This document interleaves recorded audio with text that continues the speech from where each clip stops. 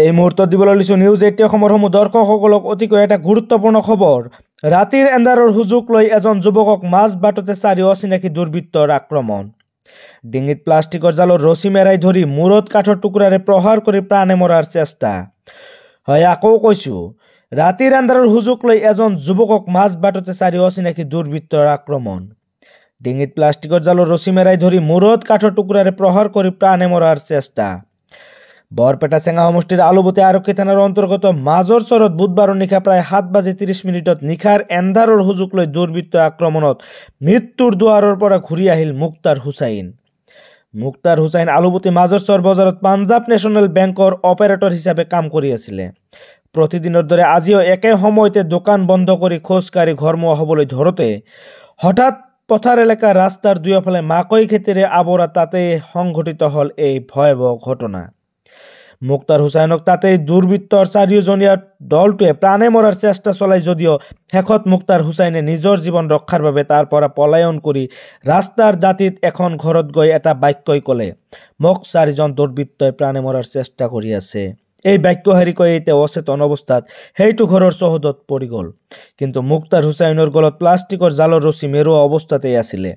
শেষত পৰিয়ালৰ লোকক খবৰ দিয়াত পৰিয়ালৰ লোকে স্থানীয় লোকে নগৰপেৰা চিকিৎসালয়ত ভৰ্তি কৰে যদিও মূৰত বেছিকৈ আঘাতপ্ৰাপ্ত হোৱাৰ বাবে উন্নত চিকিৎসাৰ বাবে অচেতন অৱস্থাতে গুৱাহাটী চিকিৎসা মহাবিদ্যালয়লৈ প্ৰেৰণ কৰে। মুক্তাৰ হুচাইন অচেতন অৱস্থাৰ বাবে নামকেইটা ক'ব নোৱাৰিলে। সুস্থ হোৱাৰ পিছত চিনি পাবনে নাই সেয়া প্ৰশ্ন আহি উঠিছে সকলোৰে মাজত। সকলোৱে বাৰ চাই আছে মুক্তাৰ হুচাইনৰ সুস্থতাৰ বাবে। মুক্তাৰ হুচাইনৰ ঘৰ হ'ল মাজৰ চৰত। দেউতাৰ নাম শ্বহীদ আলী। ইতিমধ্যে ভুক্তভোগী পৰিয়ালে আলুবতী আৰক্ষী থানাত এজাহাৰ দাখিল কৰিছে। আকৌ কৈছো নিউজ ৮ অসমৰ সমূহ দৰ্শকসকলক, ৰাতিৰ এন্ধাৰৰ সুযোগ লৈ এজন যুৱকক মাজ বাটতে চাৰি অচিনাকি দুৰ্বৃত্তৰ আক্ৰমণ। ডিঙিত প্লাষ্টিকৰ জালৰ ৰছী মেৰাই ধৰি মূৰত কাঠৰ টুকুৰাৰে প্ৰহাৰ কৰি প্ৰাণে মৰাৰ চেষ্টা। ইতিমধ্যে ভুক্তভোগী পৰিয়ালে আলুবতী আৰক্ষী থানাত এজাহাৰ দাখিল কৰিছে। ড্ৰাগছৰ লগত জড়িত থকা লোকে এনেকুৱা ভয়াৱহ ঘটনা কৰিছে বুলি সন্দেহ কৰিছে স্থানীয় লোকে।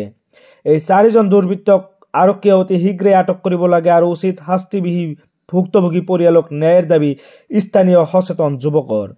এতিয়া প্ৰশ্ন হয়, আমাৰ নিউজ ৮ অসমৰ বাতৰি সম্প্ৰচাৰিত হোৱাৰ পিছত ভুক্তভোগী পৰিয়ালে ন্যায় পাবনে? এয়া সময়ত হ'ব লক্ষণীয়। শুনো আহক স্থানীয় সচেতন যুৱক ও পৰিয়ালৰ লোকৰ মন্তব্য। 7টা বজাত বন্ধ কৰি ঘৰলৈ যোৱা অৱস্থাত কেইজনমান অচিনাক্ত দুৰ্বৃত্তই বাট আগচি ধৰি তেওঁক জালেৰে গলত মেৰিয়াই ধৰে। দুজনে দুফালৰ পৰা টানি ধৰে ৰছীডাল। তাৰপিছত পিছপিনৰ পৰা এজনে মূৰত আঘাত কৰে আৰু এজনে পকেটত যিমান পইচা পাতি আছিল এইবোৰ লৈ উধাও হয়। এইখিনি অৱস্থাতে তেওঁ নিজৰ প্ৰাণ ৰক্ষাৰ স্বাৰ্থত সৰ্বশক্তি প্ৰয়োগ কৰি ওচৰে থকা এটি ঘৰত আহি উপস্থিত হয়। আহি তেওঁলোকৰ পৰা সহায় বিচাৰে আৰু তেখেতসকলে সহায় কৰি নগৰপৰা PHC-লৈ লৈ যায়। তাতে তেওঁৰ চেঞ্চলেছ হৈ থাকে। সেই অৱস্থাতে ডক্টৰে ট্ৰিটমেণ্ট লৈ গুৱাহাটী GMC-ত প্ৰেৰণ কৰে। আৰু এই ক্ষেত্ৰত আমি সঁচাকেই দুখ প্ৰকাশ কৰিছোঁ। লগতে এনেকুৱা ঘটনা, ধৰক এতিয়া মোৰ বয়স 46-ৰ পৰা 47 বছৰ বয়স হৈছে, এনেকুৱা ঘটনা আমাৰ চকুৰ আগত পৰা নাই। গতিকে ইতিমধ্যে যিহেতু আলুবতী চৰ আৰক্ষী থানাত FIR দাখিল কৰা হৈছে, আমি OC ছাৰক দৃষ্টি আকৰ্ষণ কৰিছোঁ, লগতে দাবীও জনাইছোঁ এই দোষীসকলক অনতিপলমে কৰায়ত্ব কৰিব লাগে আৰু দৃষ্টান্তমূলক শাস্তি বিহিব লাগে, যাতে এই অঞ্চলত এনেকুৱা ধৰণৰ ঘটনা পুনৰাবৃত্তি নঘটে।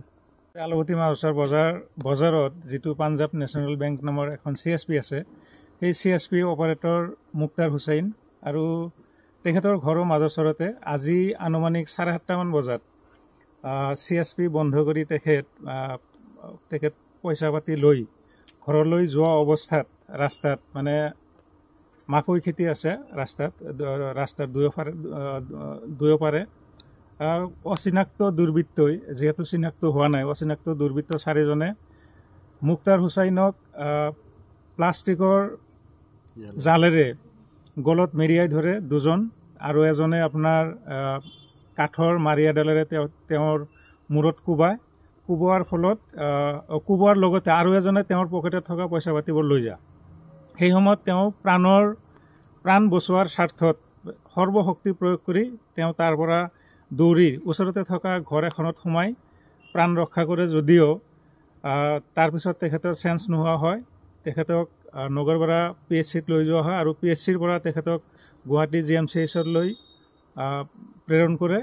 গতিকে তেওঁ ইতিমধ্যে তেখেতক GMCHলৈ লৈ যোৱা হৈছে।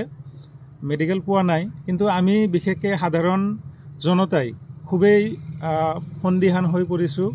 এই সন্ধিয়াৰ সময়ত যদি টকা পইচাই হওক বা অইন কিবা কাৰণতেই হওক, যদি এনেকুৱা হয়, সাধাৰণ মানুহ চলাফেৰাত যথেষ্ট সন্দিহান হৈছোঁ, যথেষ্ট মানে ভয় ভীতিত আমি ভীতিগ্ৰস্ত।